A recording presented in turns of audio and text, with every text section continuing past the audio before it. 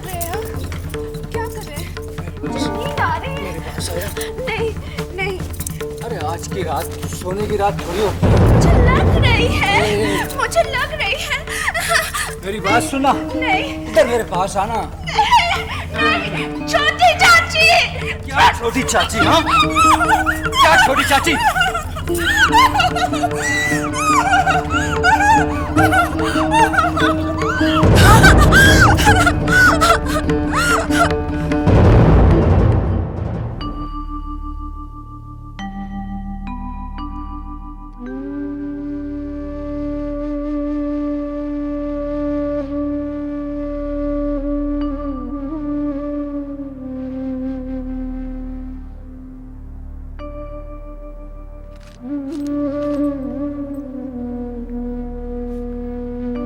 अरे बेटी, तू अभी तक खड़ी है? तैयार क्यों नहीं हुई? अरे नहीं नहीं नहीं नहीं, इन बासी कपड़ों में मुझे मत छू।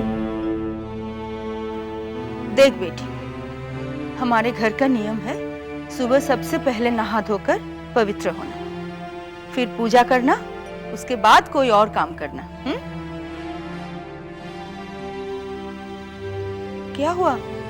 तू कुछ बोलती क्यों नहीं? नहीं, कुछ नहीं। अच्छा ठीक है, चल जल्दी से तैयार हो जा। हाँ,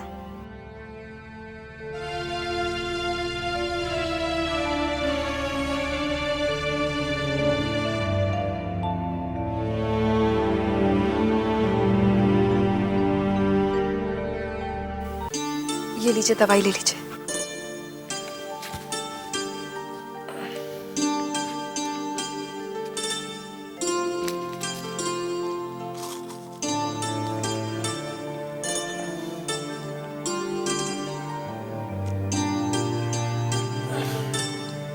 आज आप अपने नन्हे के भोज में नहीं जाएंगे? नहीं, हमारा मन नहीं है। अकेले कमरे में तो मन घबराता ही है।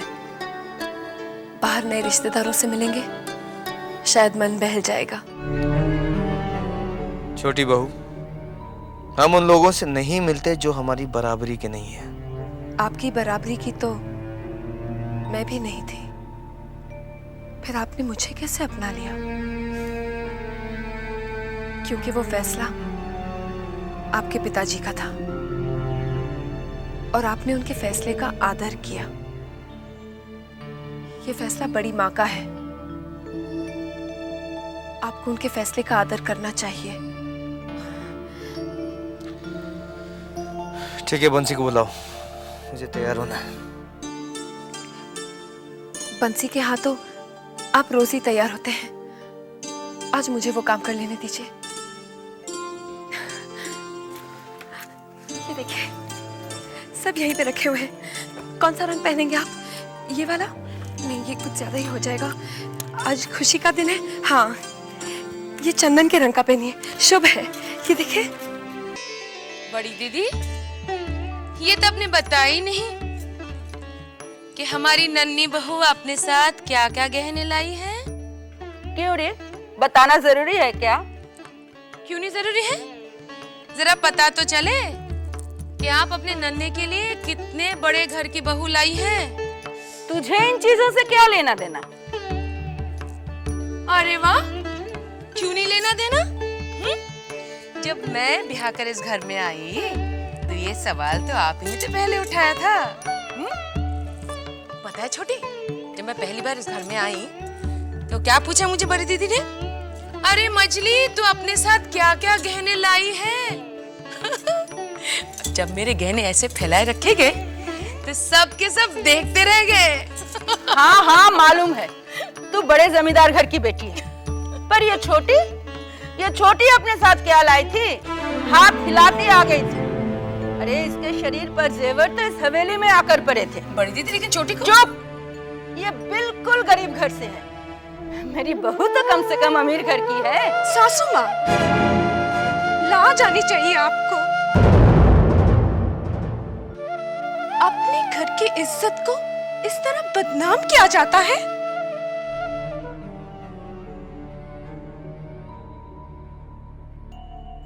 अरे बाप रे, जितनी छोटी उतनी लंबी जुबान। चाची, छोटी चाची,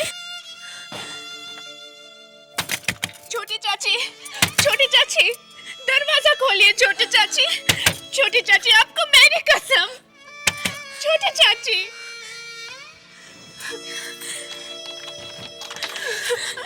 छोटी चाची, मुझे मालूम है सासू माँ के बातों से आपको आपको बहुत दुख पहुंचा है। तू मेरी फिक्र मत कर चारू,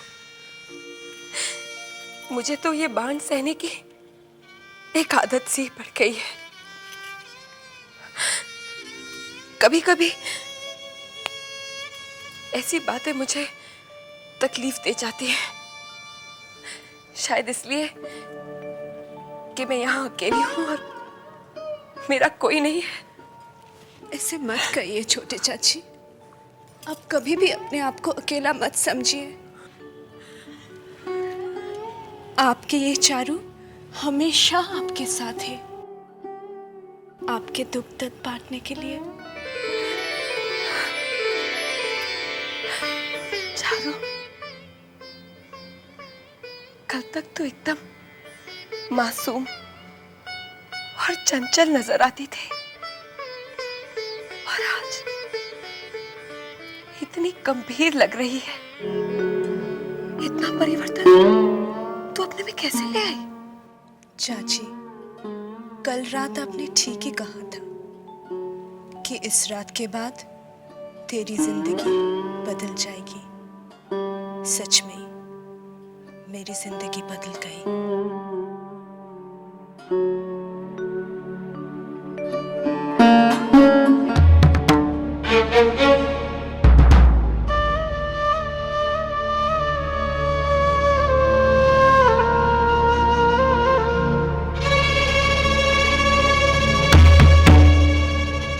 बड़ी माँ के सामने ऊंची आवाज तो बहुत दूर की बात है, आज तक हमने नजरें उठाकर बात नहीं की। और इस नई बहू की इतनी हिम्मत कि उसने सबके सामने ऊंची आवाज में जवाब दिया।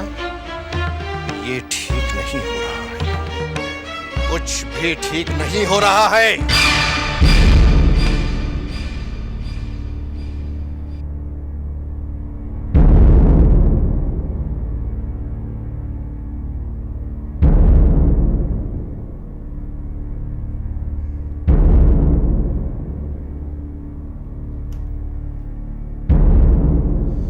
मजले बाबू ने हमें नीचा ही नहीं दिखाया,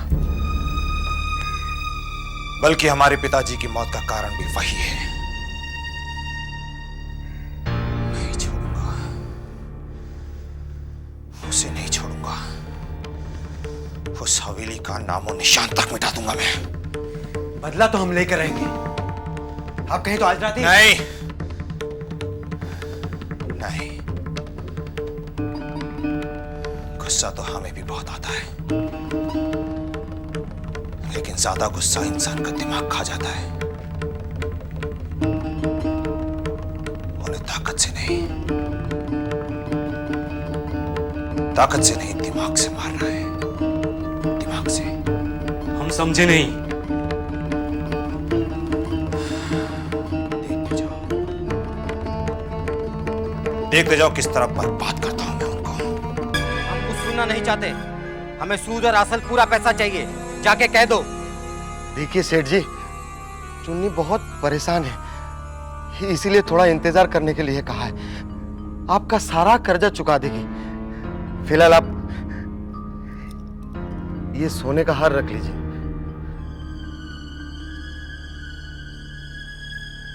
अरे इससे मेरा क्या होगा? मुझे तो पूरे पैसे चाहिए। सेठ जी हाथ जोड़ते हैं, फिलहाल इसे रख लीजिए। और छोटे बाबू, छोटे बाबू? अरे बाजार में कितने बाबू हैं? यही हाल रहा ना तुम लोगों का, सब कुछ बिक जाएगा और हाथ में कटोरी आ जाएगी भीख मांगने के लिए। जाके कह दो चुन्नी से।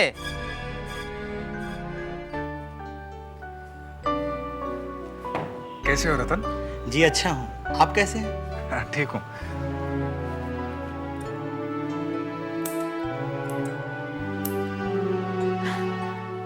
तुम?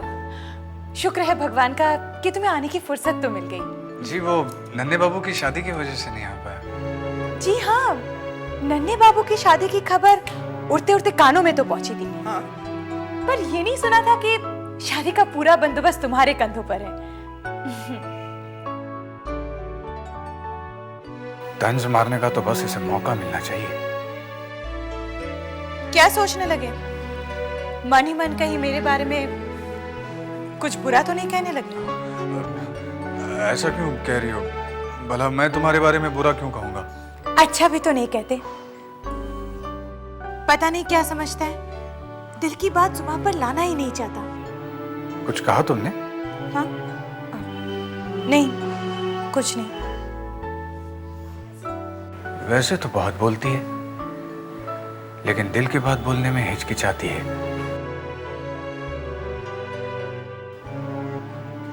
कुछ कहा तुमने? नहीं तो। दीदी चाय नाश्ता लाऊं? हाँ, ले आओ। माँ हमें आपके साथ रहना है। माँ हमें आपकी बहुत याद आती है। हाँ बच्चों, मुझे भी तुम्हारी बहुत याद आती है। क्या करूं, तुम्हारे अच्छे भविष्य के लिए अपने कलेजे पर पत्थर रखना पड़ता है। माँ हम यहाँ रहकर भी तो पढ़ सकते हैं। अगर ऐसा होता तो मैं अपने जिगर के टुकड़ों को अपने से दूर भेजती। खुद सोचकर ही तो मैंने तुम्हें तुम्हारे नाना के पास रखा है। अब जाओ और खूब मन लगाकर पढ़ना। बच्चों, तुम अपने भाभी को भूल तो नहीं जाओगे? कभी नहीं। क्यों बच्चों, तुम लोग तैयार हो? जी पिताजी। चलो बग्गी तैयार है, चलो।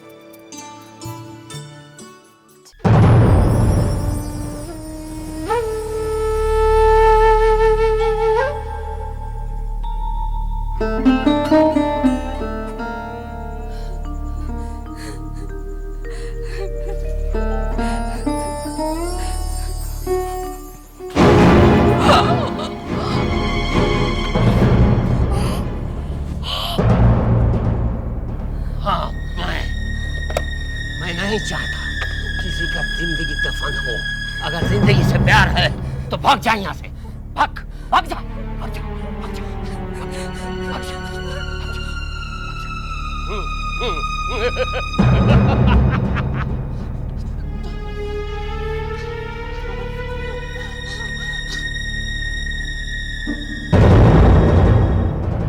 बाबू जरा गौर कीजिए, ये हाबुलत का व्यवहार मुझे कुछ ठीक नहीं लग रहा है।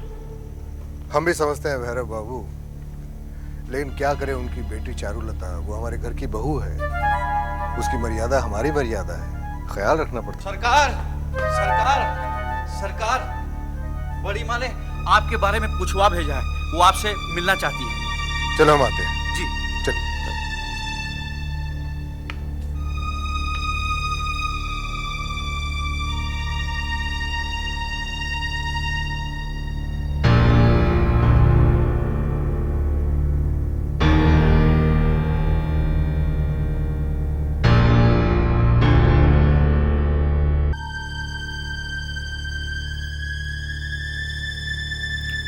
प्रणाम बड़ी माँ।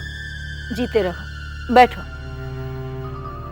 बड़ी माँ, हमारे कानों ने जो सुना है उसे आपके कानों ने कैसे बर्दाश्त कर लिया?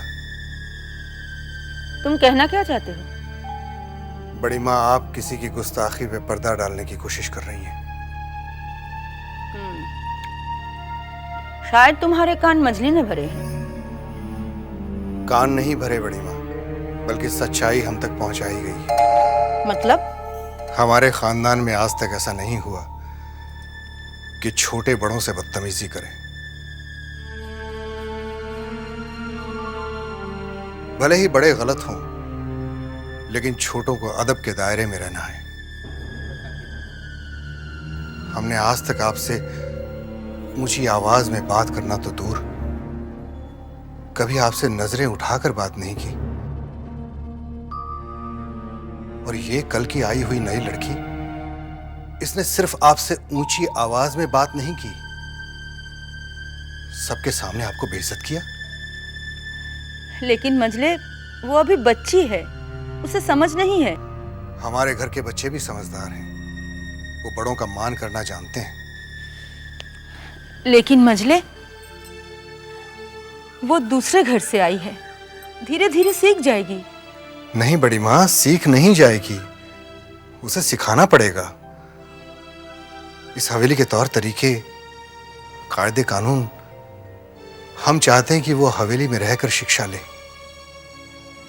लेकिन हवेली की बहू को बाहर का कोई आदमी आकर शिक्षा दे, क्या ये अच्छा लगेगा?